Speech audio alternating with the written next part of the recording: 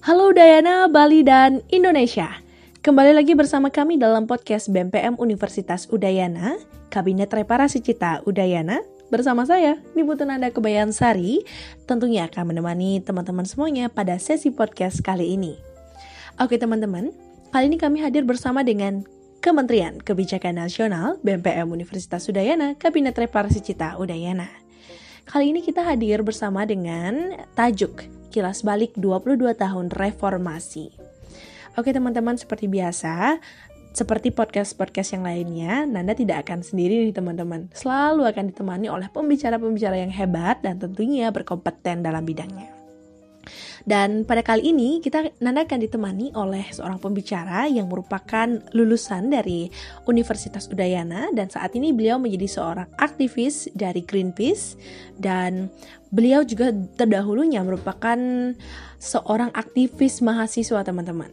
Dan uniknya lagi, beliau sudah pernah merasakan bagaimana hidup dan dibelenggu oleh masa reformasi tahun 1998. Bayangkan teman-teman, seru banget kan? Oke teman-teman, langsung saja kita sambut pembicara kita pada kesempatan kali ini, Bang Roberto. Halo Bang Roberto. Ya, sehat, baik. Oke, sebelum kita ngobrol lebih jauh, sekiranya Abang boleh kenalin diri dulu dan sedang sibuk apa nih, biar teman-teman pendengar podcast BMPM ini pada tahu nih. Ya, nama saya Roberto Huta Barat, sering dipanggil kawan-kawan tuh Robert aja, Roberto, orang kadang-kadang manggil Bang Robert. Jadi saya alumni Universitas Udayana yang jelas. Saya mantan mahasiswa Udayana, angkatan lawas, ya. Kalau kalian milenial, saya angkatan kolonial. Siap. Tahun berapa lu? Angkatan 91. Wah, 91 ya? Ya, tamatnya 7 tahun. Saya tamat bulan, kalau nggak salah akhir 98. Pasca Orde Baru tumbang, baru saya tulis skripsi, baru tamat. Karena dulu nggak mau tamat kalau sebelum Soeharto jatuh kan gitu. Oh siap. Soalnya ya nazarnya kayak gitu, jatuh ya harus beneran, ya nulis skripsi, akhirnya ya udah. Itu kan skripsi syarat aja ya, nulis dan selesai. Gitu. Ya, oke. Bang, selama masa self quarantine atau di rumah aja, apa nih yang menjadi kesibukannya Bang Fajar ya? Aku panggil Bang Fajar ya. Halo? Ya. Halo teman. Ya, Bisa dengar nggak Bang? Oke. Jadi selama masa self quarantine ini apa aja yang menjadi kesibukannya Bang Fajar? Saya Roberto. Oh iya, sorry Bang. Oke, Bang Robert ya, aku panggil ya. Ya. Oke. Apa nih kesibukannya Bang Robert nih? Oh, saya sekarang ini base-nya di Buleleng sebenarnya, di Naraja. Dan ada balik Denpasar. Sekarang ini saya sedang mengerjakan sebetulnya penelitian, ada riset dengan Greenpeace ya, Greenpeace Indonesia. Kemudian juga saya aktif di bantu-bantu kawan-kawan sekarang ini yang di Denpasar, ada solidaritas pangan Denpasar. Kemudian ada juga ya tapi tidak teknis ya, tidak lapangan. Jadi lebih ke banyak support ini aja sebetulnya, support mereka di bukan tataran di lapangan itu teman-teman ya. Di saling berbagi info segala macam ya, bantu relawan gitu. Kemudian juga menyiapkan sekarang ini juga saya dan kawan-kawan itu untuk masa COVID ini mempersiapkan masa transisi emergensi ke recovery. Jadi itu untuk membangun kedaulatan pangan masyarakat, untuk mempersiapkan masyarakat itu bisa lebih terlibat di kedaulatan pangan misalnya. Iya. Bagi benih, nanam ya, ke pertanian. Ya itu sih. Saya nggak banyak sekarang ini nggak banyak di Denpasar, lebih banyak di Oke, Bang. Buleleng. Jadi pada podcast kali ini kita akan lebih membahas tentang bagaimana kilas balik dari 22 tahun reformasi ini, Bang. Ya. Dan ngomong-ngomong, bulan Mei ini kan menjadi bulan salah satu peristiwa besar di Indonesia, yaitu reformasi yang sudah 22 tahun sejak peristiwa besar dalam sejarah Indonesia, dan di mana era demokrasi mulai dijunjung tinggi, lalu otonomi daerah seluas-luasnya, era baru di Indonesia, dan peristiwa yang diisi dengan gejolak politik, kerusuhan, dan korban jiwa. Peristiwa emas sekaligus bangsa ini adalah reformasi 1998. Lalu Bang, menurut Abang sendiri nih, sebelum membahas tentang reformasi, sebetulnya bagaimana keadaan bangsa Indonesia selama masa pemerintahan Soeharto? Karena banyak orang yang dulu hidup di masa itu mengatakan kalau hidup lebih mudah, harga bahan pokok terjangkau dan terjamin, lalu pembangunan berjalan lancar. Tetapi ada juga yang menyebutkan kalau zaman pemerintahan Soeharto ini bangsa yang paling kelam di negeri ini. Bagaimana banyaknya angka KKN, lalu aktivis yang dibungkam dan dihilangkan, pers yang tidak bebas bersuara, dan lain sebagainya. Nah, kalau Abang sendiri, bagaimana menilai masa pemerintahan Soeharto ini sendiri, Bang? Ya, ini menarik ini. Kalau bicara kita lagi flashback ya, balik sejarah ya, terutama masa Orde Baru. Ini kawan-kawan mahasiswa yang milenial sekarang kan banyak yang nggak ngalamin ya, atau baru lahir waktu 98, atau malah sebelumnya juga ketika Soeharto lagi kuat-kuatnya ya, atau mulai era pasca 65-66 ya, sampai 90-an. Ya, 32 tahun ya, Soeharto itu menghegemoni Indonesia dengan sistem sebenarnya militerisme, fasisme itu. Dan kenapa saya bilang begitu? Kita kalau bicara Orde Baru atau pemerintahan Soeharto, itu harus paham dulu kenapa atau bagaimana rezim pemerintahan Soeharto itu dibangun. Kan itu dulu. Dari mana dia dibangun? Nah, ini yang harus dipahami oleh kawan-kawan mahasiswa sekarang. Supaya bisa belajar sejarah bahwa Orde Baru itu lahir setelah itu bangun, dilahirkan, diciptakan atau berdiri di atas yang namanya kudeta. Kudeta 65-66 itu namanya kudeta terhadap kepemimpinan Soekarno, Orde Lama. Itu pasti udah tahu ya, kita udah sering sampai sekarang dikopi dengan film-film versi Orba tetap ya, sejarah-sejarah. Walaupun sekarang memang udah banyak versi terbuka, jadi semua orang bisa belajar tentang sejarah yang benar, yang banyak, yang sumbernya banyak. Kalau dulu kan tertutup, itu hanya versi sejarah buku putihnya dari rezim militer. Nah, ini harus dipahami bahwa rezim militer Orde Baru itu yang dipimpin oleh militer ya, ABRI ya, waktu itu masa Angkatan Senjata Republik Indonesia. Dan ABRI-nya itu Angkatan Darat, saya ingat, karena Soeharto itu berasal dari Matra Angkatan Darat. Itu dilahirkan dari konflik besar, tragedi besar bangsa ini yang memakan korban. Ini banyak yang anak-anak muda sekarang ini mungkin banyak yang belum tahu, tapi saya yakin banyak yang mahasiswa yang udah belajar, udah melek ya, bahwa pada tahun 65 pasca pemberontakan yang disebut dengan G30 SPKI itu ada terjadi pelanggaran berat hak asasi manusia.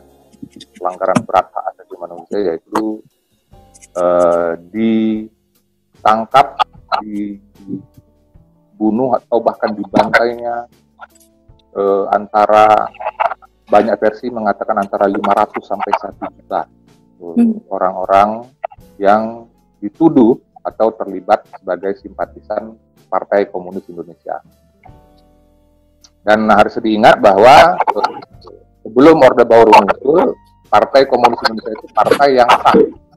Ya, pemilu 55 itu PKI itu dapat suara urutan keempat. Itu masanya jutaan ya, mungkin sekitar 2 sampai 3 sampai 5 juta masanya, pemilihnya, anggotanya. Jadi dia memang ada dalam sistem itu, sistem kepartaian Orde Lama itu. Tapi kemudian karena konflik militer, kemudian kita tahu bahwa ada banyak politik luar negeri juga masuk, terutama dari Amerika yang tidak menghendaki itu masa-masa perang ideologi ya. Itu kemudian bermain mendukung rezim militer untuk menjatuhkan era Soekarno. Nah, disitulah mulai kita harus berpikir bagaimana rezim Orde Baru itu berdiri berdasarkan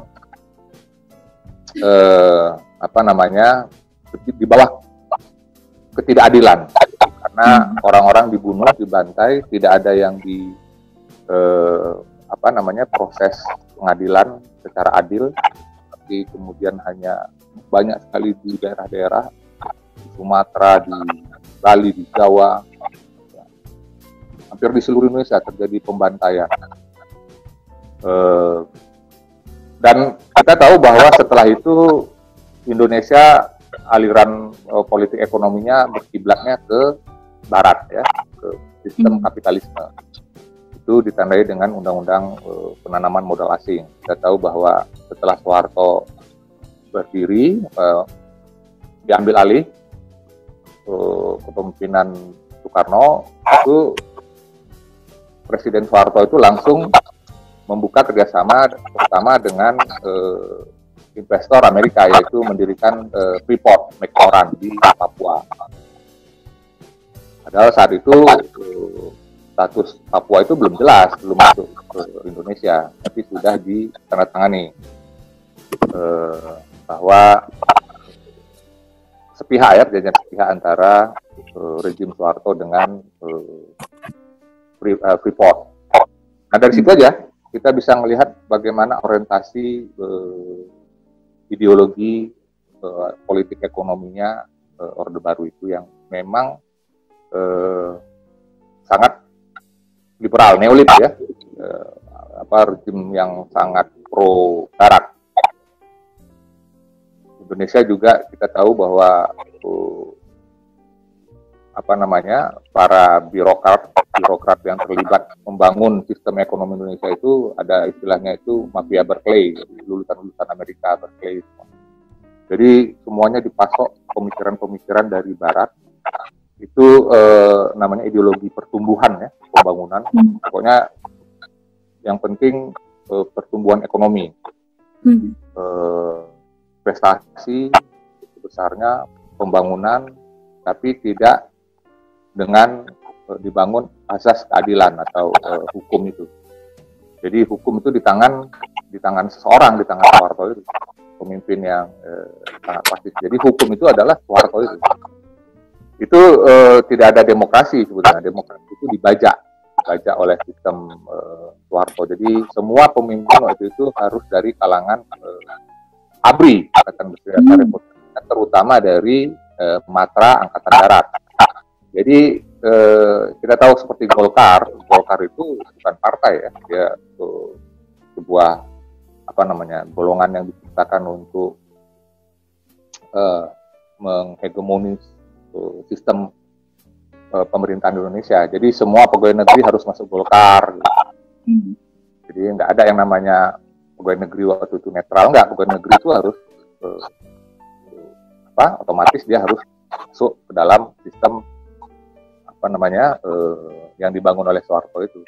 Jadi demokrasi nggak ada, demokrasi semua. Pemilihan umum beberapa kali Soeharto itu ya hanya formalitas saja.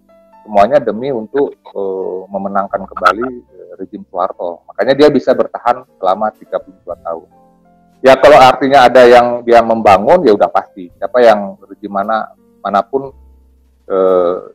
bisa membangun ya dengan uang pinjaman, ya uang investor itu bisa. Cuman kan yang terjadi sebetulnya adalah pendiaman, terutama pendiaman, pembungkaman terhadap keadilan, ya, terhadap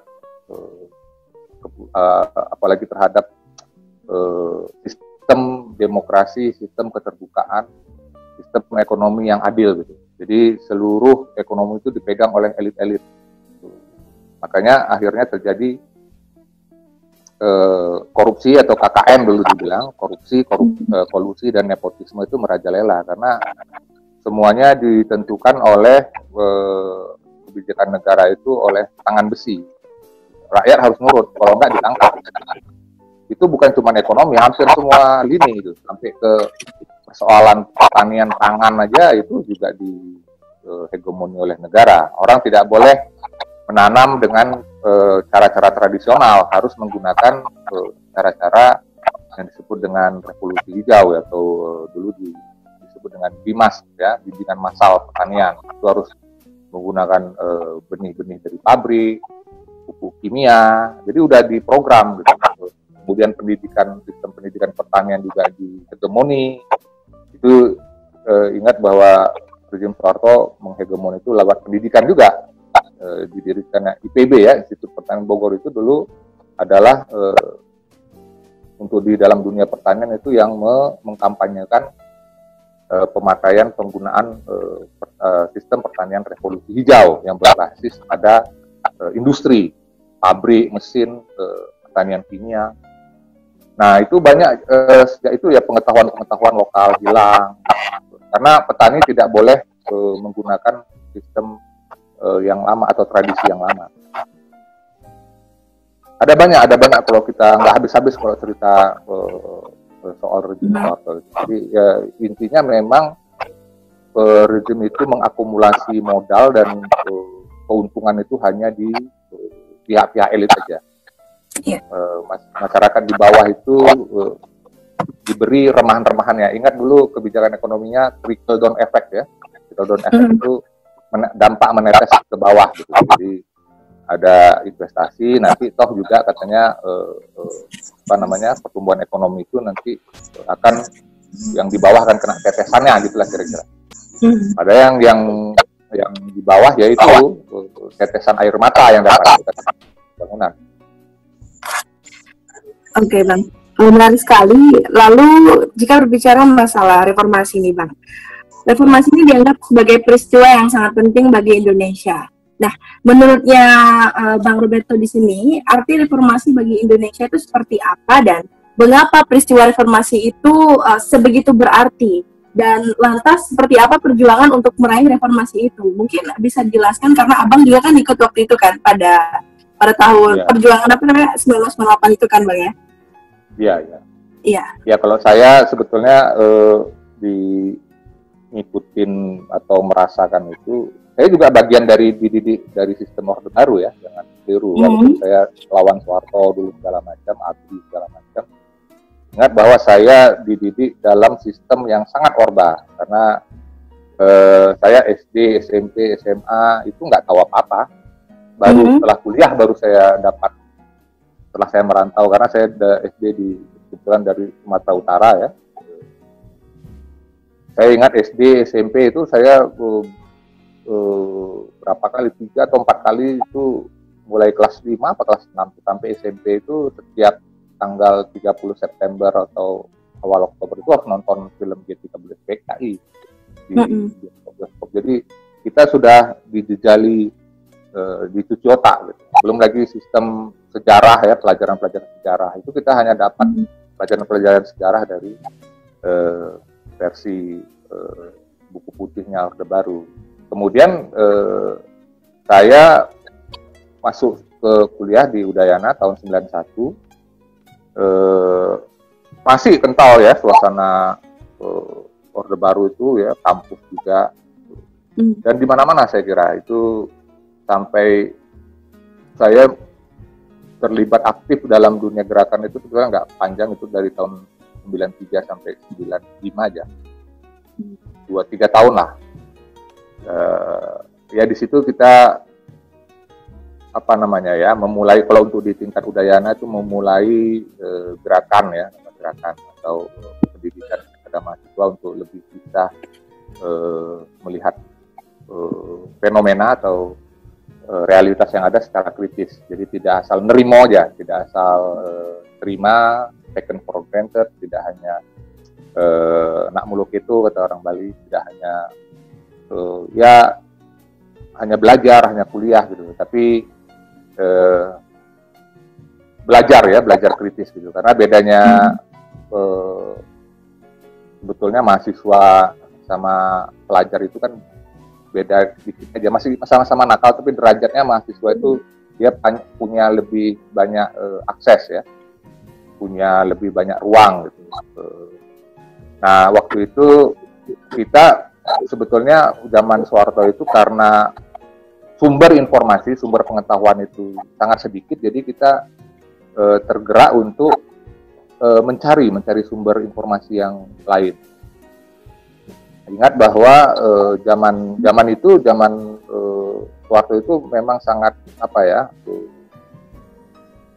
sangat represif gitu. Jadi kita tidak boleh berpikir kritis atau mengkritik, jangankan di tingkat nasional ya, jangankan kepemimpinan nasional, mengkritik kayak dosen, sistem di universitas saja itu satu yang tabu gitu. Jadi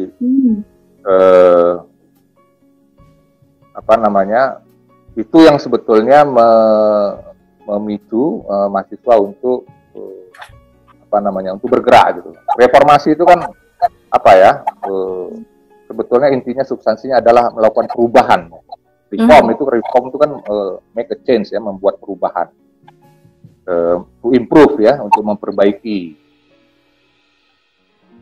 Persoalannya itu tadi, kalau saya bicara, karena saya memang terlibat dalam gerakan mahasiswa saat itu, dan juga mengenal banyak ya jaringan ya di lain.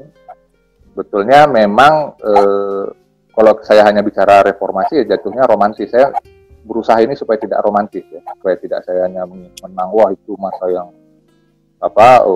penuh dengan hingar-bingar perjuangan gitu. Karena ternyata setelah proses sejarah berjalan ya memang harus ada otokritik. Kita sebagai mahasiswa, misalnya angkatan saya juga 90-an itu harus melakukan otokritik, karena ternyata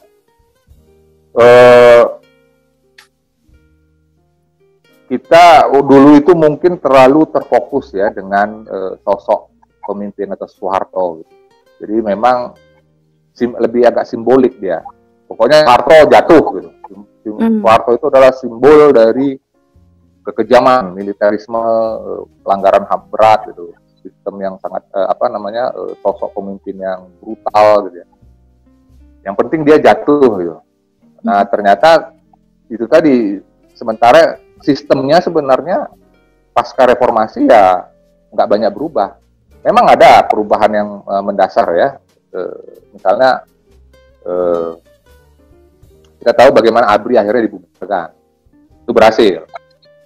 Angkatan Bersenjata Republik Indonesia dibubarkan menjadi TNI, gitu. Ada undang-undangnya, kemudian dipisahnya kepolisian, gitu. Itu juga tuntutan reformasi. Kemudian untuk dalam bidang korupsi ya sebetulnya produk reformasi itu yang paling jelas adalah KPK, di pemberantasan korupsi. Karena itu memang salah satu tuntutan reformasi, jadi membersihkan Indonesia dari korupsi, kolusi, dan nepotisme. Nah, tapi persoalannya sekarang kan tetap ada itu, sistem militerisme itu malah bukan di militer, malah di sipil gitu. Orang-orang sipil ini banyak ingin jadi militer. Gitu. Korupsi itu bukan cuma di waktu itu Golkar, sekarang kita lihat korupsi itu di seluruh partai itu melakukan korupsi.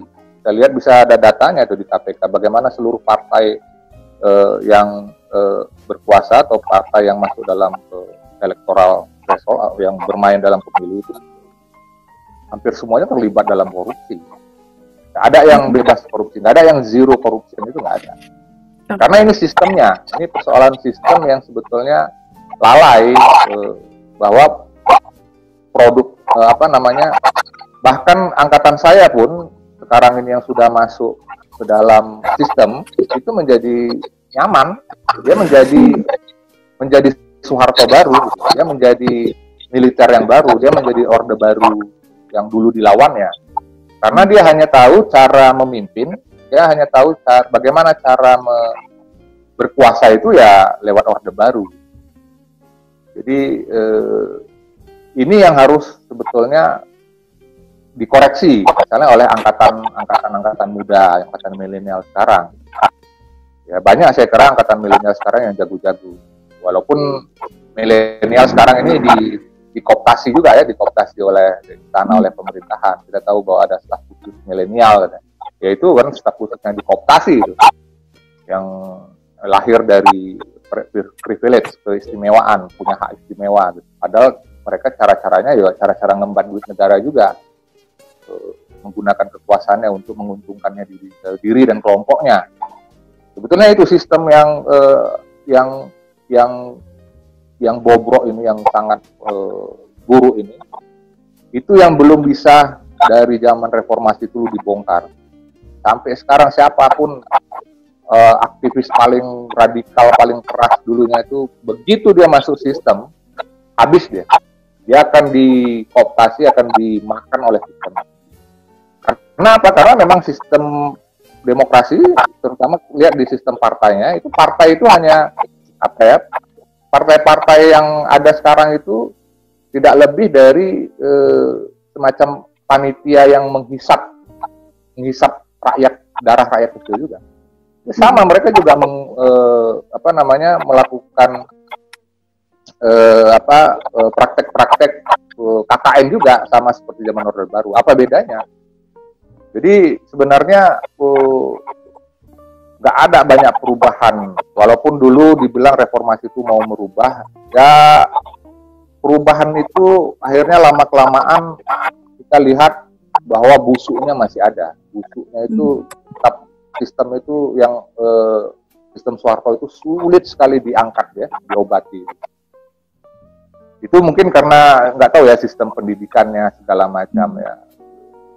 Sistem ya mungkin nggak tahu, saya mulai dari sistem pendidikan mungkin ya. Kita lihat tahu sekarang ini misalnya dalam penanganan COVID-19 ini aja nampak kebijakan pemerintah itu amburadul, itu bingung masyarakat, tidak sinkron sama sekali, tidak bahkan dibandingkan sama negara-negara kecil aja kita kalah sama Vietnam, jelas kalah. Bahkan yang untuk tes saja, misalnya tes swab ya, tes PCR itu yang massal itu kita disamain sama Zimbabwe, bayangkan, karena terlalu sedikit, terlalu kecil itu. Itu tadi karena terlalu banyak kepentingan ya, terlalu banyak Indonesia ini dipimpin oleh orang-orang yang tidak kompeten. Ya itu karena produknya karena mereka dilahirkan dari produk-produk sistem yang memang tidak kompeten juga, yang korup juga. Ya undang-undang Minerba, bagaimana dari orang sedang lagi menderita, sekarang lagi susah itu, DPR-nya ya, DPR itu kan wakil rakyat, dia yang harus menyuarakan secara kritis ya, dia yang harus oposisi, dia yang harus mengkritik pemerintah, tapi justru DPR-nya itu malah membuat makin parah gitu. Bukan tugasnya mengontrol pemerintah ya, mengkritik pemerintah, nggak ada. Justru mereka bermain dengan korporasi, menggolkan undang-undang RUU Minerba, undang-undang Minerba, karena pesanan-pesanan dari korporasi. Jadi tidak ada lagi sekarang memang oposisi. Dulunya ada oposisi Partai Gerindra, Prabowo, nggak ada, sudah dikasih kursi. Jadi sebetulnya ini power sharing aja, dikasih kursi, nah selesai. Sama aja kayak mahasiswa, kritis apapun masuk ke sistem, dia akan dikooptasi ya, maka dia akan katanya ayo kita masuk sistem, nanti kita bersihkan dari dalam. Omong kosong itu. Dari dulu dia omong kayak gitu. Saya nggak percaya. Masuk sistem kamu jadi malah dimakan oleh sistem. Makanya ya sekarang satu-satunya mahasiswa yang sebetulnya mahasiswa yang punya punya kekuatan power yang untuk mengkritik ini. Mahasiswa saya kira. Saya hanya ya ada juga banyak ya gerakan lain, buruh segala macam, petani, tapi sebetulnya mahasiswa yang sekarang maksud saya itu harus mengkoreksi, terutama mengkoreksi seniornya aja. Silakan koreksi, kritik aja. Yang angkatan saya kritik aja. Saya juga nggak anti kritik. Sering sekali saya dikritik angkatan saya. Memang saya terima, memang benar kok bahwa kawan teman-teman saya yang dulunya radikal, mana radikalnya itu begitu ya nggak taunya ya ujung-ujungnya cuma mau dapat kekuasaan aja. Oke, Bang. Oke, berbicara masalah mahasiswa nih, Bang. Dari sudut pandang seorang Bang Roberto, lantas reformasi ini sering dikaitkan dengan mahasiswa, peran mahasiswa. Nah, di sini memangnya kenapa sih demikian? Kenapa sih mahasiswa selalu ada kaitannya dengan apa yang kita sebut sebagai reformasi itu sendiri? Dan sebesar apa sebenarnya peran seorang mahasiswa dalam reformasi itu sendiri, Bang? Mahasiswa itu dia sebetulnya akselerator ya, dia mempercepat, dia bisa karena status sama ruang mereka itu sangat fleksibel, sangat bagus sekali di masyarakat ya, yang sangat strategis lah istilahnya. Jadi dia bisa mempercepat proses, gitu. Dia bisa mendorong karena dia juga ada kayak macam representasi suara anak muda, katakanlah gitu. Makanya kenapa dia kelompok strategis mahasiswa ini. Dan paling dari dulu sampai sekarang kelompok mahasiswa ini menjadi target kooptasi negara. Ingat, dari dulu sampai sekarang juga ada ya organisasi organ-organ mahasiswa, termasuk mungkin BEM juga. Tapi yang kalau saya lihat tuh organ-organ mahasiswa yang punya hubungan dengan seniornya. Itu kelompok misalnya kelompok Cipayung misalnya, GMNI, HMI, PMII, PMKRI, GMKI, GMKI. Ya itu istilah sekarang itu mereka ada kakak pembinanya. Ya, ada seniornya. Nah, itu saya kira walaupun saya nggak tahu banyak sekarang kondisinya, tapi sistem itu kalau itu masih dipakai pengkotak-kontakan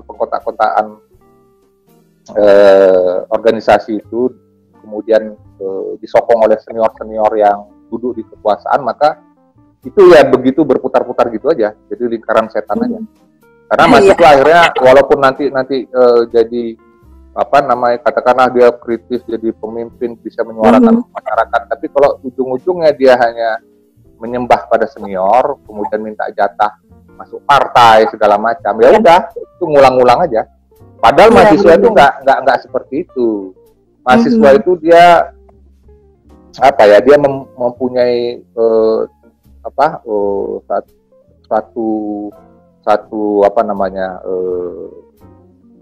satu gerakan yang sebenarnya bisa dijadikan acuan ya, bisa dijadikan referensi supaya masyarakat ikut bergabung. Toh itu juga kan terjadi waktu 98. Misalnya ya waktu itu mahasiswa itu yang menyuarakan, yang di depan gitu. Itu kalau nggak didukung sama komponen masyarakat lain ya nggak berhasil juga kok. Iya, benar-benar. Karena memang semua komponen itu mendukung mahasiswa. Jadi bukan semata-mata reformasi itu bukan semata-mata yang ikut andil mahasiswa, tapi mahasiswa itu katalisator, dia akselerator, mempercepat, mendobrak dia mendobrak kemapanan ya, rezim yang mapan itu. Karena mahasiswa itu kan biasanya sosoknya anti kemapanan kan ya. Mau dia kan gitu, kritis dia, pokoknya siapa aja dilawan. Nah, itu ya penting nih perlawanan tadi.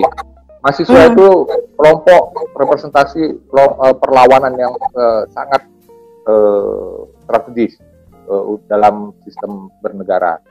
Dia kalau dibilang wartawan itu pilar keempat demokrasi, mahasiswa itu mungkin pilar kelimanya, atau mungkin seluruh pilar itu mahasiswa bisa bermain di situ. Oke. Saya kira itu salah satu garis bawah yang saya ingin katakan ke kawan-kawan mahasiswa, bahwa kalian itu punya masa, punya waktu, punya status yang sebenarnya sangat strategis. Kalian itu dilirik, diperhatikan, disegani gitu, didengar gitu. Tapi kalau melempem ya, kalau cuman belajar aja bukan mahasiswa, itu anak kuliah namanya, beda. Itu ya cuman untuk belajar aja. Kalau mahasiswa beda, mahasiswa itu dia punya nilai. Dalam sejarah Indonesia itu, sejarah dunia juga, sistem demokrasi itu mahasiswa itu punya daya tawar, punya bargaining position. Oke. Lalu nih Bang, melihat apa yang sekiranya saat ini yang dilakukan oleh teman-teman mahasiswa, menurut Abang, respon mahasiswa di masa sekarang, apa sekiranya sudah terlena dengan nyamannya zaman sekarang nih Bang? Ataukah masih ada jiwa meledak-ledak saat reformasi di masa yang lalu, Pak? Ya, gini, kalau ngelihat mahasiswa sekarang itu sebetulnya kalau saya kan tahu referensinya dari masa saya ya. Iya. Yang mahasiswa sekarang tuh sebetulnya lebih berat kalau menurut saya. Tugasnya tugas perlawanan ya, tugas mengkritiknya itu lebih berat. Karena apa? Kalau zaman saya waktu zaman Soeharto dulu itu kita tidak ada distraksi gitu, tidak ada gangguan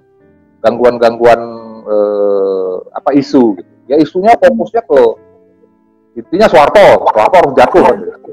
Kalau musuh bersama gitu, public enemy-nya Soeharto. Kalau sekarang kan enggak, apalagi kalian mahasiswa ini bebannya berat sekali. Ada masa kuliah katanya ya, diatur 8 tahun. Kalau dulu kita mau kuliah 10 tahun juga nggak apa-apa gitu.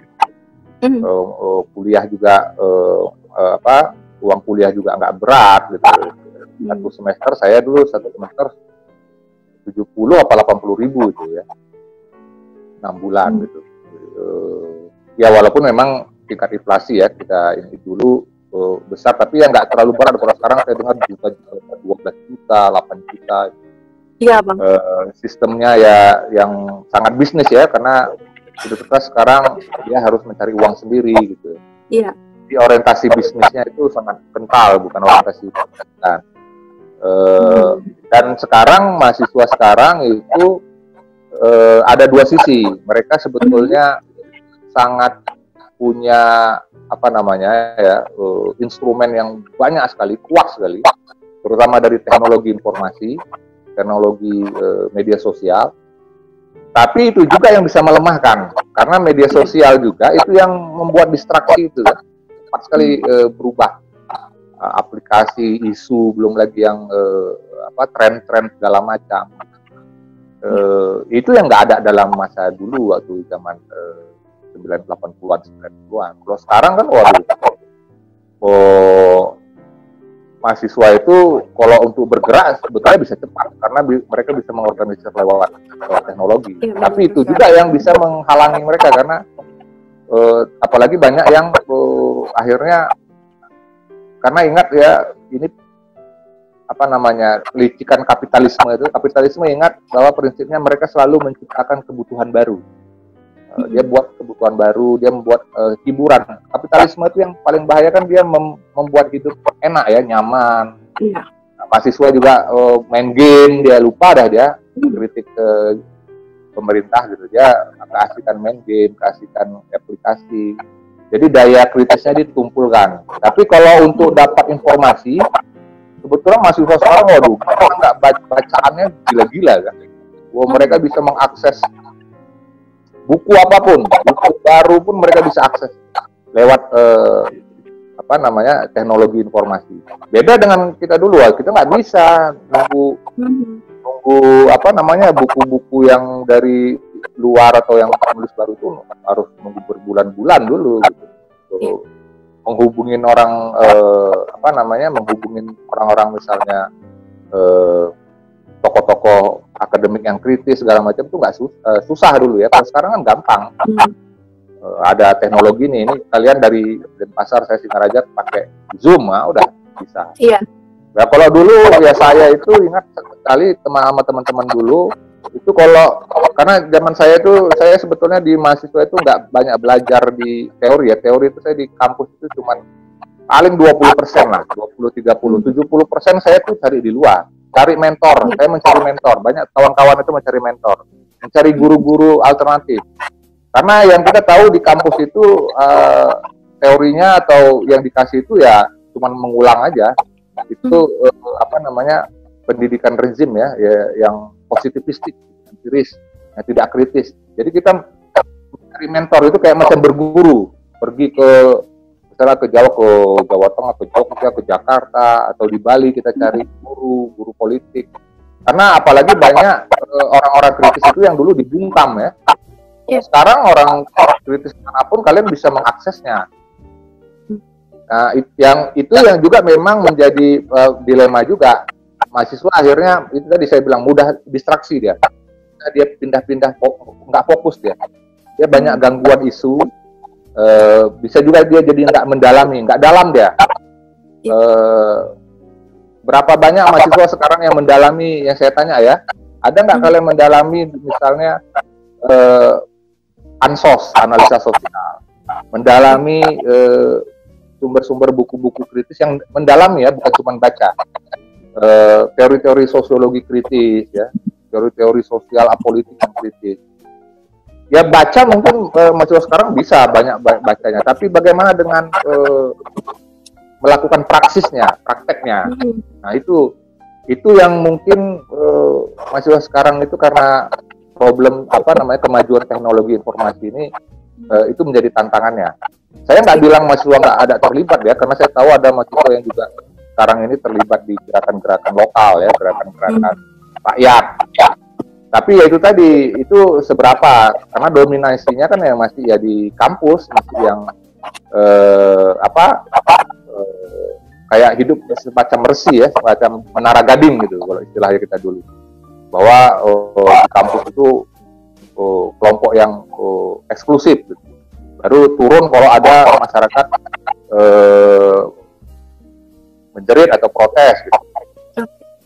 Tapi bagaimana dengan keterlibatan? Karena mahasiswa nggak cuma bisa belajar teori-teori aja, harus masuk. Ya kalau mahasiswa dulu banyak terlibat ya. Dulu ada kasus Gedung Ombo segala macam. Ada banyak kasus buruh segala macam. Nah itu mahasiswa terlibat. Kalau sekarang kan ya kita tanya lagi ke mahasiswa, ada nggak mereka terlibat dalam gerakan masyarakat yang lain gitu ya, petani, buruh. Gimana dengan gerakan-gerakan lokal gitu ya? Karena nggak bisa kita katakanlah kemarin itu mahasiswa buat kejutan ya, mahasiswa sekarang ini tahun lalu yang November ya dengan gerakan reformasi di korupsi itu memang mengejutkan itu. Banyak yang pemerintah pusat itu nggak mengantisipasi. Bisa tiba-tiba muncul gerakan yang sangat besar ya, yang hampir menyerupai 98. Tapi ya itu tadi gerakannya bagus, sangat modelnya, karakternya beda dengan gerakan dulu reformasi, karena reformasi di korupsi yang tahun lalu September itu kan sangat licin gitu, sangat mereka itu tidak terstruktur gitu, tidak pemimpinnya nggak ada tokoh-tokoh segala macam kayak zaman saya dulu, tidak ada struktur yang ketat, tapi bermain di semua kota, banyak kota yang terlibat gitu. Ternyata mahasiswa itu mengorganisir kok gitu, muncul. Nah problemnya dia tidak kurang punya determinasi menurut saya. Tidak panjang mainnya, sebentar aja habis. Udah reformasi korupsi selesai, ya ada lagi isu lain, banyak isu gitu. Jadi nggak diteruskan. Walaupun saya percaya mahasiswa itu tetap bergerak ya, pasti ada yang terus bergerak di bawah. Jadi menurut saya itu yang teman-teman harus menafsirkan ulang gerakan mahasiswanya itu. Jangan cuman punya referensi berorientasi sama 98 atau apa senior gerakan mahasiswa tahun 98, 80-an segala macam. Kalian harus menciptakan sejarah sendiri. Gunakan misalnya teknologi informasi segala macam jaringan itu, atau gunakan cara-cara yang ya revolusioner, bukan lagi reformasi. Kalian harus melakukan revolusi, perubahan yang radikal. Karena itu ingat mahasiswa juga masanya juga pendek ya. Kalian kan pendek mahasiswanya. Ya BEM aja cuman setahun jadi saya ini. Sama aja kayak saya dulu juga, saya pernah jadi ketua senat Fakultas Sastra 95 aja. Ya itu masa itu aja. Tapi kita punya ada akar, kita ada sejarah dengan senior dari tahun 80-an gitu ya. Terus ada kaderisasi. Walaupun itu tetap batasannya paling 2-3 tahun. Saya aktif jadi waktu itu di gerakan mahasiswa paling 93, 91, 92 itu kan teori-teori ya, kuliah, jadi anak baik, segala macam, penasaran P4, segala macam. Lalu 93, 94, 95 baru ngebrak. Nah, 96 saya udah hampir pasca karena udah KKN. Saya lebih banyak terlibat di luar ya, di ORNOP, organisasi non pemerintah, NGO. Walaupun di waktu gerakan mahasiswa saya juga tetap kita berkomunikasi, terlibat dengan NGO ya. Jadi mahasiswa jangan menutup diri, jangan jadi kelompok eksklusif gitu. Harus punya jaringan dengan komponen atau elemen-elemen gerakan yang lain di masyarakat. Itu menurut saya. Oke, Bang. Menarik banget ya ternyata pengalamannya dari.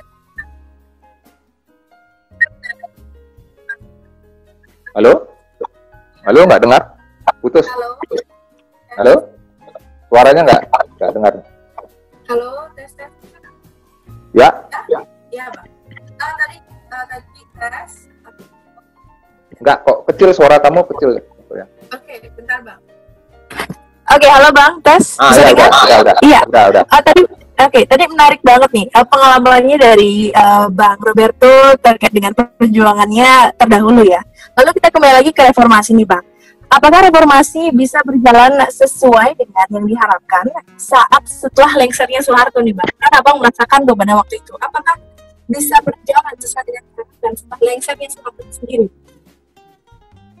Ya kalau yang kita lihat sekarang ini sebetulnya reformasinya beda mandat. Ya itu tadi yang dibilang mahasiswa September itu, reformasinya dikorupsi. Ya benar Bang. Reformasi sekarang udah dikorup, sudah dikooptasi, sudah dibegal gitu. Korupsi ini, reformasi ini udah dibegal sama petualang oportunis politik ya. Udah ruwet. Gitu. Kalau Jokowi bilang ruwet. Ya benar Bang. Enggak, jadi menurut saya harus ada tadi mahasiswa sekarang tuh menafsirkan ulang. Kalian nggak bisa menafikan ada gerakan-gerakan sebelumnya, tapi coba lihat dengan akses sekarang, dengan apa yang kalian punya, dengan modal yang kalian punya, itu yang harus ditafsirkan, kemudian diterjemahkan ke dalam sebuah gerakan yang lebih punya karakter, yang punya ideologi. Ini kan persoalannya banyak juga mahasiswa dulu sampai sekarang itu sebetulnya nggak punya karakter ideologis ya. Nggak ada ideologisnya, gitu. Ya cuman tren-tren aja. Baca buku karena tren itu Tan Malaka, baca Tan Malaka, Hogi, catatan seorang demonstran, itu jadi kitab suci. Ya. Tapi yang membaca aja, wah itu cool, itu gayanya kayaknya masih asik. Itu, tapi enggak, itu lebih ke simbol-simbol aja, tidak ke dalam sebuah karakter ya, yang ideologis, yang ke cara berpikir. Nah itu yang kurang banyak. Makanya sekarang itu lihat yang sekarang mantan bekas aktivis itu. Mau sekritis apapun Budiman Sujatmiko, kata siapa segala macam, Adian Apikupulu, ketika masuk ke kekuasaan melempem. Ketika masuk kekuasaan dia menjadi nyaman. Dia menjadi budak-budak dari kapitalisme itu lagi. Dia udah lupa itu. Wah, perjuangan buku apa Tan Malaka dulu, PRD, Karmat segala macam, habis udah lupa dia. Yang penting sekarang katanya gimana nih ngolah katanya kan, gimana nih proyek jalan, gimana nih gerbong, gimana gerbong kawan-kawanku nih biar aku biayai. Yang penting dapat uang, rebut kekuasaan, bagi-bagi ke teman-temannya. Ya udah main gerbong ke gerbong aja. Dia nggak melihat ke sistem yang mendasar. Dia nggak bisa mendobrak sistem partai itu. Mana berani coba Budiman Sujatmiko yang katanya radikal Adian itu berani dia mengkritik Megawati? Nggak ada, karena ya yang mengkritik yang berani ya masih kita di luar lah. Saya mungkin kalau saya memilih masuk PDI ya nggak bisa, saya dikooptasi. Makanya jalannya adalah itu tadi yang saya bilang. Kita kadang-kadang hanya tahu cara berkuasa itu dengan cara-cara Orde Baru. Cara-cara Orde Baru itu kan gitu. Kalau kalian mau berkuasa, kalian harus masuk sistem, harus masuk partai, gitu. Padahal kan nggak kayak gitu. Kenapa harus masuk partai? Udah tahu partainya bobrok, udah partainya korup semua, partainya sistem senioritas, tidak ada demokrasi. Mana ada demokrasi? Di PDIP ada demokrasi? Nggak ada. Itu pseudo demokrasi, itu demokrasi seolah-olah. Partai Demokrat nggak ada demokrasi. Partai-partai itu dibangun oleh oligarki, dibangun oleh dinasti, dibangun oleh orang-orang tokohnya, lebih kepada figur. Tidak ada sistem yang kritik, otokritik, refleksi yang kritis, saling dilema, saling debat, ya. Makanya nggak ada, generasi kita itu tidak terlatih dalam debat, dalam polemik. Karena orang-orang kritis, orang-orang yang jago-jago polemik, yang jago-jago berpikir untuk rakyat itu udah banyak dihilangkan, udah dihilangkan waktu zaman 65 dulu. Mahasiswa sekarang nggak boleh. Gimana kalian dibolehkan belajar soal teori sosialisme ilmiah? Coba tanya sama anak-anak Fakultas Ilmu Sosial, Ilmu Politik, Fakultas Ilmu Budaya. Ada mereka belajar tentang apa itu teori Marxis, teori kritis. Ada mereka belajar dengan sejarah atau teori-teori anarkis. Itu sosialisme kok. Itu banyak komunisme itu bukan cuman kayak pemerintahan, enggak, itu ilmu kok. Marxis itu Marx itu Das Kapital itu buku ada 3 jilid. Cobalah siapa sekarang yang dosen aja yang bisa baca dan paham dialektika, materialisme historis Marx itu. Karena apa? Karena udah langsung dibilang, wah ini PKI katanya, ateis, udah langsung dihantam, udah langsung diblok.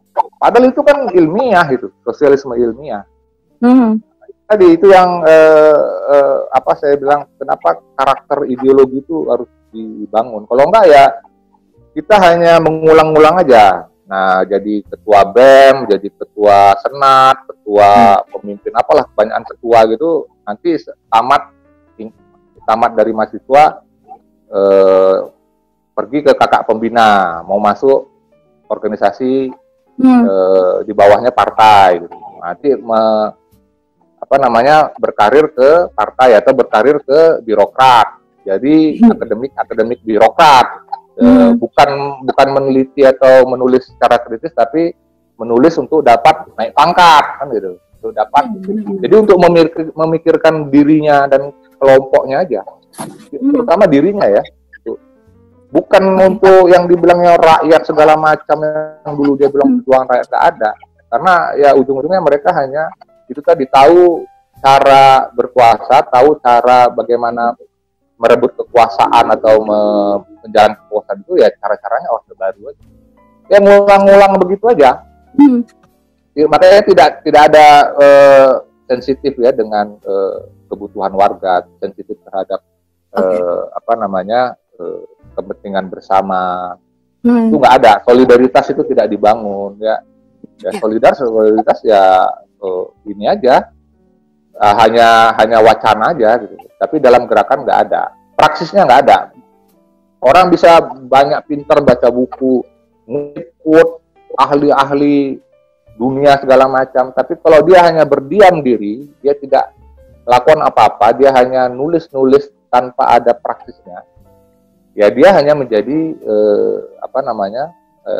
golongan intelektual pelacur aja, cuman pengkhianatan intelektual, pelacuran intelektual. Dia tidak melihat masuk atau bergabung atau ikut melakukan perubahan, tapi dia nyaman di zonanya, zona nyaman itu.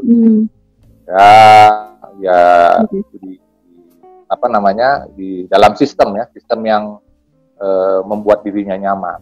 Yang kalau yang betul-betul melakukan perubahan sejati itu, ya kita harus punya nyali lebih, harus berani mendobrak, berani tampil beda, berani anti mainstream, jangan ngikutin yang terlalu mainstream. Ya terutama kayak macam di Bali ya, Bali ini ya sangat mainstream sekali semuanya. Susah, pendidikan kritis itu dulu dibangun sulit sekali. Sekarang udah bagus, sudah lumayan ya. Banyak orang yang sudah mulai sadar, berani mengkritik gitu ya. Tapi itu pun ya itu kadang-kadang saya lihat cuman semu aja, ya lebih kepada tren atau mungkin juga ngikutin teman gitu, tapi maksudnya tidak dalam karakternya, tidak ideologis.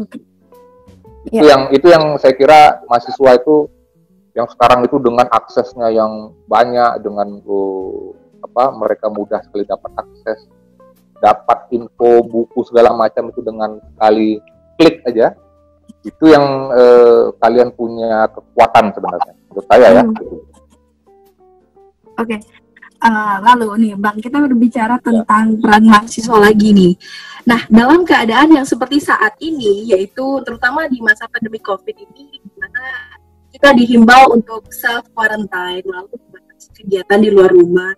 Tetapi pemerintah dan DPR masih saja membuat.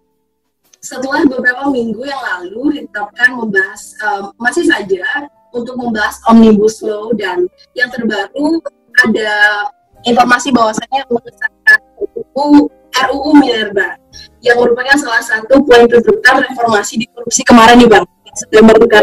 Tahu kan Bang gerakannya itu? Nah, sekiranya lantas sebagai seorang mahasiswa, apa yang kita harus lakukan dari sudut pandang seorang Bang itu keadaan seperti ini? Saya kira sekarang ini mahasiswa itu kan tadi saya bilang kalian sudah melek informasi, sudah pasti kalian tuh tinggal baca, tinggal buka platform apapun udah dapat, terutama di entah itu media online atau Facebook segala macam ya. Jadi kalian nggak akan kekurangan informasi lah, malah itu tadi saya bilang berlebih, overlap, distraksi gitu, gangguannya banyak. Tinggal fokusnya aja. Mahasiswa tuh mau fokus, kadang-kadang kan nggak fokus dia. Terlalu banyak isu, terlalu banyak gangguan, terlalu banyak semuanya mau dikomentari. Ini yang harus lebih fokus. Kalau mau mengkritik itu tadi produk undang-undang, ya udah itu aja. Sikat itu DPR itu. Yang DPR ini memang harus disikat. Ini karena sistem partai yang mereka itu, yaitu melahirkan, saya bilang tadi, oportunis kekuasaan dan budak-budak oligarki. DPR ini budak-budak oligarki semua nih. Mereka ini karena mereka dibiayai oleh kapitalis ya, dibiayai oleh pemodal ya. Itu intinya yang harus dipahami. Ya udah mereka tinggal memuluskan aja agenda-agenda kapitalis. Dia nggak peduli apa itu segala macam perubahan iklim, ekologis, berkeadilan. Aduh, yang penting itu sekarang tuh gimana aku bisa nanti pemilu berikutnya aku punya modal. Modalku kemarin udah habis, cari modal, cari itu cara-cara berpikir bandit-bandit politik ini. Ini mahasiswa harus lebih keras. Saya ini sebetulnya udah keras, mahasiswa harus lebih keras lagi untuk melakukan kritik, fokus menghantam ini tadi arogansi dan DPR yang korup ini. DPR ini ya melakukan korupsi ya. KPK itu udah dimatikan sama DPR kan, undang-undang KPK kemarin. Kan reformasi di korupsi itu saat yang undang-undang KPK itu kan. Sekarang KPK-nya udah dimakan buaya kok, udah polisi yang nggak ada. KPK itu udah dulu itu kan KPK itu menjadi satu-satunya harapan ya. Komisi-komisi lain itu udah nggak ada lah, udah dikooptasi. Sekarang KPK yang diharapkan itu udah dikooptasi juga sama negara. Sudah orang-orangnya rejim semua, yang pro rejim semua. Nggak ada lagi, udah mati itu KPK itu udah jadi departemennya kepolisian, udah jadi cabangnya kepolisian itu. Nggak ada, padahal korupsi KPK itu dibangun itu independen dia, itu tidak bisa dipengaruhi oleh kekuatan politik. Dia harus ad hoc ya, karena negara kita masih negara korup, dia harus punya kekuatan super power ya, menghantam, menciduk siapapun. Ini nggak ada, udah melempem. Makanya cuman kan persoalannya udah ya, mungkin mahasiswa melihat bahwa udahlah KPK udah mati, udah ditinggalin gitu. Nah sekarang apa sekarang nih? Di tengah wabah pandemi itu ternyata DPR menggunakan masih juga gitu praktek loloskan undang-undang yang pro korporasi. Itu yang lebih dihantam. Itu kan bagus, reformasi kemarin tuh buat orang DPR itu tuh lututnya lemas semua kok. Itu gitu kan. Seluruh DPR di Indonesia dikepung, DPR di Senayan dikepung.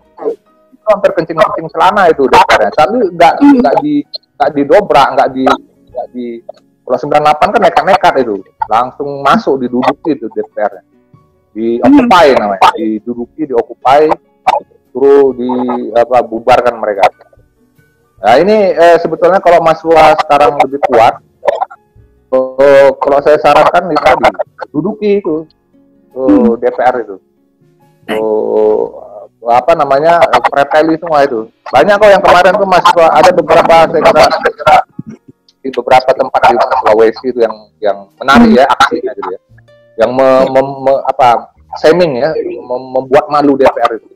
DPR itu kan harus dipermalukan dia, ya. Harus dibuat jatuh itu kredibilitasnya. Memang ya kredibilitasnya udah jatuh. Cuman kan ini orang-orang DPR ini muka badak semua.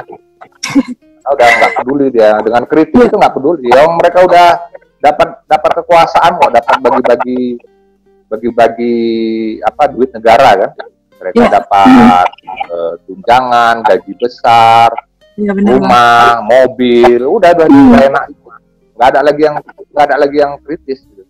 Yang kritis itu cuman boneka-boneka aja. Siapa tuh DPR yang bersuara yang kritis itu cuman boneka aja, ya anekdot aja lah, nggak ada yang tersistem gitu. Ini kalau kayak gini gawat, ini bisa negara ini memang dibilang kita NKRI harga mati, bullshit gitu. Ini bisa lama-lama ini orang bisa marah semua. Isu untuk independen, kemerdekaan, berdaulat itu bisa muncul karena akhirnya masyarakat di provinsi lain melihat bahwa ini pemerintahnya sudah sangat sentralistik, sudah terpusat, udah kayak Soeharto lagi. Ini kan Neo Orba ini sekarang. Dikritik, ditangkap, dikritik. Polisi sekarang menetapkan bahwa melawan kapitalisme adalah motif kriminal. Itu kan bahaya itu. Gimana ada kemarin itu yang mahasiswa di mana tuh yang ditangkap karena motifnya melawan kapitalisme. Ada pula sekarang melawan kapitalisme itu motif kriminal, itu kan udah gila itu. Ini udah bahkan di zaman Orde Baru aja nggak ada kayak gitu. Sekarang buku-buku dirazia. Ya, buku di razia gitu. Padahal mereka nggak baca buku, nggak ngerti dia buku apa itu. Yang penting sampulnya merah, gitu. Yang ada anarko, yang ada bomnya, ada lambang bom molotov ditangkap. Jadi dangkal ya, dangkal semua nih orang-orang pemerintahan. Ya itu tadi yang tidak kompeten menghabisin anggaran negara dan utang aja, utang negara nih. Jadi kita ini sebetulnya hidup tidak berdasarkan kemandirian ya, nawacita segala macam itu kayak gitu. Ya, itu tidak ada. Kita hidup berdasarkan hutang negara. Yang mendapat keuntungannya itu ya politisi oportunis ini. Mereka cari aman aja. Semua kan cari aman ini. Iya. Oke, Bang. Ya kalau bagi saya itu salah satu komponen yang diharapkan bergerak itu adalah mahasiswa. Iya. Tetap saya karena saya juga bekas mahasiswa tahu mahasiswa itu punya ruang, punya fleksibilitas, punya solidaritas yang kuat, idealismenya kuat ya. Kalian tuh masih menggebu-gebu gitu. Oke deh, Bang Roberto, sebenarnya bahasan kita nih sangat seru sekali ya, apalagi abang yang santai banget nih, nyampein gini ya, sudut pandangnya abang. Tapi karena memang sudah waktu, dan terakhir nih Bang, dari sudut pandang seorang Bang Roberto, bagaimana abang menilai wajah demokrasi Indonesia saat ini setelah 22 tahun reformasi itu berjalan sekiranya Bang? Wajah demokrasi Indonesia makin tidak jelas. Iya. Dia menuju dead end gitu, kayak berdesak gitu ya, jalan buntu dia. Dia tidak ada reformasi, apalagi revolusi ya. Evolusi pelan-pelan, tapi evolusi kuldesak itu, evolusi yang mengarah kepada nowhere gitu, buntu. Itu karena demokrasi tidak dilandasi oleh keadilan. Demokrasi itu hanya untuk demi mempertahankan status quo, mempertahankan kekuasaan, mempertahankan akses anggaran. Jadi keadilan, aspek keadilan itu tidak ada. Hukum itu dibangun ya kayak macam undang-undang itu kan hukum itu, produk hukum kan, hukum positif, hukum normatif, undang-undang. Ya undang-undang Minerba kemarin, undang KPK. Tapi dia dibangun berdasarkan berdasarkan ego, ada arogansi, berdasarkan greed, berdasarkan keserakahan, berdasarkan kemauan sekelompok orang untuk melakukan tindakan sebenarnya inkonstitusional karena itu untuk kepentingan mereka. Tidak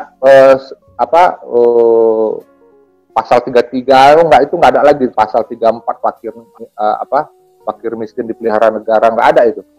Itu hanya cuman wacana aja, hanya untuk lipstick demokrasi aja. Karena itu tadi, bagi saya melihat bahwa demokrasi yang sekarang itu tidak dilandasi dengan prinsip keadilan, tapi hanya pertumbuhan. Pertumbuhan melahirkan pembangunan. Pembangunan itu kata yang yang mengharuskan orang punya modal. Karena harus membangun kan, harus tumbuh, ekonomi harus tumbuh. Disitulah mulai orang akan dipicu sifat barbarnya untuk serakah, untuk kepentingan dirinya sendiri. Karena ini aspek keadilan tadi nggak ada. Makanya ingat, mahasiswa adalah komponen yang memperjuangkan keadilan, itu penting. Dan bagaimana mereka memperjuangkan keadilan? Mahasiswa ini adalah melakukan perlawanan kritis. Nah, saya mau menutup aja bahwa mahasiswa harus ingat ada pepatah orang tua lama mengatakan, dan ini sangat relevan masih, nilai-nilainya sangat relevan. Ketika kekuasaan itu menjadi arogan, ketika kekuasaan itu membungkam dan semua orang dilarang, maka satu-satunya adalah perlawanan. Jadi when injustice becomes law, resistance becomes a duty. Ketika ketidakadilan menjadi hukum, maka perlawanan adalah keniscayaan atau tugas utama. Itu menurut saya. Terima kasih. Baik, Bang Roberto, sangat luar biasa sekali ya perbincangan kita. Tapi sayang nih Bang, karena terbatasnya waktu, mungkin itu saja dulu perbincangan kita pada malam hari ini.